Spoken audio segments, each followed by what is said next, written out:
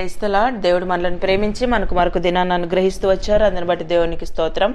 ఉదయకాలము దేవుని వాగ్దానం యెషయా గ్రంథము 30వ అధ్యాయం 19వ వచనం. ఆయన నీ మొర్ర విని నిశ్చయముగా నిన్ను కరుణించును. సో దేవుడు మనల్ని ప్రేమించి దినమంతటి కొరికే ఈ శ్రేష్టమైన వాగ్దానాన్ని మనకు అనుగ్రహిస్తూ వచ్చారు. ఆయన నీ మొర్ర విని నిశ్చయముగా నిన్ను కరుణించును. ఉదయకాలం దేవుడు మన ప్రార్థనలు మన మొరను విని నిశ్చయముగా నిన్ను కరుణించును అని సెలవిస్తున్నాడు. అంటే నిశ్చయంగా చేస్తాను అని దేవుడు మనకు అభయాన్ని అనుగ్రహిస్తూ ఉన్నాడు.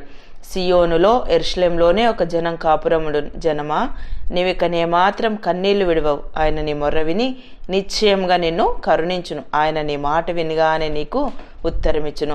సో మన దేవుడు ఎవరు అంటే మన మొర విని నిశ్చయంగా మనల్ని కరుణించే దేవుడు. అంతేకాదు మన మాట వినగానే మనకి ఉత్తరం ఇచ్చేటువంటి దేవుడు అనమాట. సో ఇలాంటి సజీవుడైన గొప్ప దేవుని మనం కలిగి ఉన్నాము.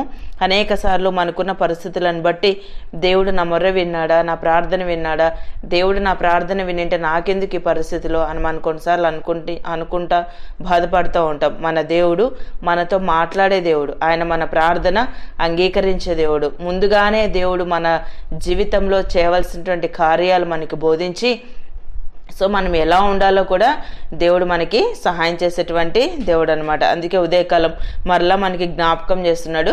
ఆయన నీ మొర్ర విని నిశ్చయంగా నిన్ను కరుణించును, నీ మాట వినగానే నీకు ఉత్తరం ఇచ్చును. ఉదయకాలం మన దేవుడు మన మాట వినగానే ఉత్తరం ఇచ్చే దేవుడు అనమాట. ఆదికాండం 43వ అధ్యాయం 14వ వచనం చదివితే, సర్వశక్తుడైన దేవుడు ఆ మనుషుని ఎదుట మిమ్మును కరుణించును గాక.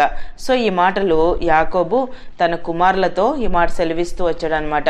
సర్వశక్తుడైన దేవుడు ఆ మనుషుని ఎదుట మిమ్మును కరుణించును గాక. ఆ మనుషుడు అంటే యోసేపు ఎదుట మిమ్మును కరుణించును గాక. అంటే ఐగుప్తు దేశంలో యోసేపే అక్కడ ప్రైమ్ మినిస్టర్గా ఉన్నట్టుగా అప్పటికి ఇంకా యాకోబుకు తెలియదు.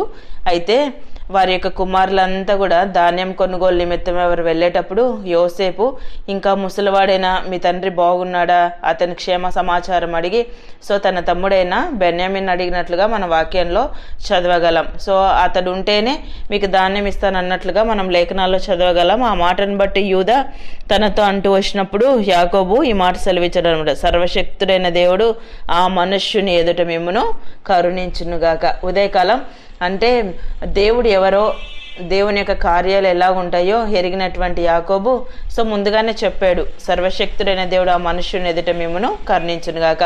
సో ఒక మనుష్యుడికి మన ఎడల దయ పుట్టాలి, అనుగ్రహం కలగాలి, కరుణ కటాక్షము ఆ మనిషి మనకు చూపించాలి అని అంటే సో దేవుని యొక్క ఆజ్ఞ రావాలి, దేవుని యొక్క అనుగ్రహం ఉండాలి. సో ఉదయకాలం మన జీవితంలో కూడా దేవుని యొక్క అనుగ్రహమును మనం పొందుతూ వచ్చినప్పుడు సో మనం ఎక్కడికి వెళ్ళినా, ఎలాంటి యాజమాన్యంతో మనం పనిచేస్తున్నా, ఎలాంటి వారితో సో మనము ఉద్యోగాలు చేస్తున్నా కూడా అలాంటి వారికి దయ పుట్టాలి, అనుగ్రహం కలగాలంటే అది దేవుని యొక్క కృప ద్వారానే.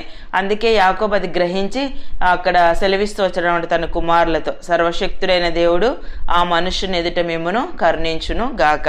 సంఖ్యాకాండం 6వ అధ్యాయం 25వ వచనం చదివితే, యెహోవా నీకు తన సన్నిధిని ప్రకాశింపచేసి నిన్ను కరుణించును గాక. దేవుడు తన యొక్క సన్నిధిని ప్రకాశింపచేసి నిన్ను కరుణించును గాక. ఉదయకాలం దేవుని యొక్క సన్నిధిని, దేవుని యొక్క ప్రసన్నతను కలిగినటువంటి మనం, దేవుడు కరుణించే దేవుడు అని ఎరిగినటువంటి మనం ఉదయకాలం మనం వెళ్తున్న పరిస్థితులు అవి ఎలాంటివైనా సరే, ఉదయకాలం నీవు చెప్పుకోలేని సమస్యలతో, ఆర్థిక ఇబ్బందులతో, సో పేదరికంతో, నిరుద్యోగంతో, అనారోగ్యంతో, రకరకాల పరిస్థితులతో నువ్వు బాధపడుతున్నావా? కొన్నిసార్లు మనం ఏదైనా ఎగ్జామ్స్ ఉన్నప్పుడు సో రకరకాల పరిస్థితులు అవి ఏవైనా సరే ఆ పరిస్థితులను బట్టి మనం ఆందోళన చెందుతూ ఉంటాం. అమ్మో నేను చెయ్యగలనా, నేను అవ్వగలనా, సో నేను ఈ కార్యాన్ని తలపెడితే నా జీవితం ఏంటి అని మనం కొన్నిసార్లు అయోమయంగా ఉంటాం. కానీ ఉదయకాలం దేవుడు మనకి జ్ఞాపకం చేస్తున్నాడు, ఆయన నీ మొర్ర విని నిశ్చయంగా నిన్ను కరుణించును. నువ్వు ఎలాంటి పరిస్థితుల్లో ఉన్నా, కొన్నిసార్లు సో రకరకాల అంటే లేనిపోని మాటల ద్వారా లేనిపోని చిక్కుల్లో మనం చిక్కుకొని ఉంటాం. ఆ పరిస్థితులను బట్టి బాధపడుతూ ఉంటాం. ఆ పరిస్థితులను బట్టి నువ్వు మనుషునికి చెప్పుకోకుండా దేవుని దగ్గరే రహస్యంగా నువ్వు కన్నీరు కారుస్తున్నట్టయితే ఉదయకాలం దేవునికి వాగ్దానం చేస్తున్నాడు, ఆయన నీ మొర్ర విని నిశ్చయంగా నిన్ను కరుణించును. సో రహస్యమందు చూచుచున్న మన తండ్రి మనకి జవాబిచ్చే దేవుడు. ఆయన మన మాట వినగానే మనకు ఉత్తరం ఇచ్చేటువంటి దేవుడు. అలాంటి దేవుని మనం కలిగి ఉన్నాం.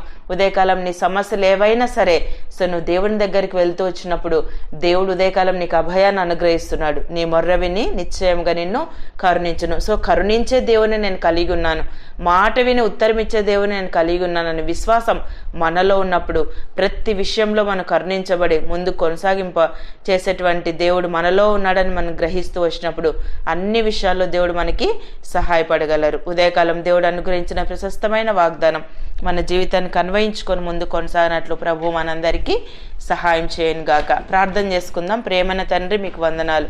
యేసయ్య, మమ్మల్ని ప్రేమించి మాకు అనుగ్రహించిన ఈ శ్రేష్టమైన వాగ్దానాన్ని బట్టి స్తుతిస్తున్నాను ప్రభా. ఆయన నీ మొర్ర విని నిశ్చయంగా నేను కరుణించును అని సెలవిచ్చారు. ఉదయకాలం నిత్య జీవపు మాటలు వింటున్న మీ ప్రజలందరినీ కూడా జ్ఞాపకం చేసుకునండి.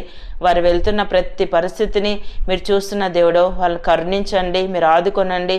వారి జీవితంలో మీ శ్రేష్టమైన ఆశీర్వాదాన్ని అనుగ్రహించి అన్ని విషయాల్లో కృప చూపుతూ రావాల్సిందిగా కోరుతూ యేసు ప్రభు నామమున ప్రార్థిస్తున్నాను తండ్రి. ఆమెన్.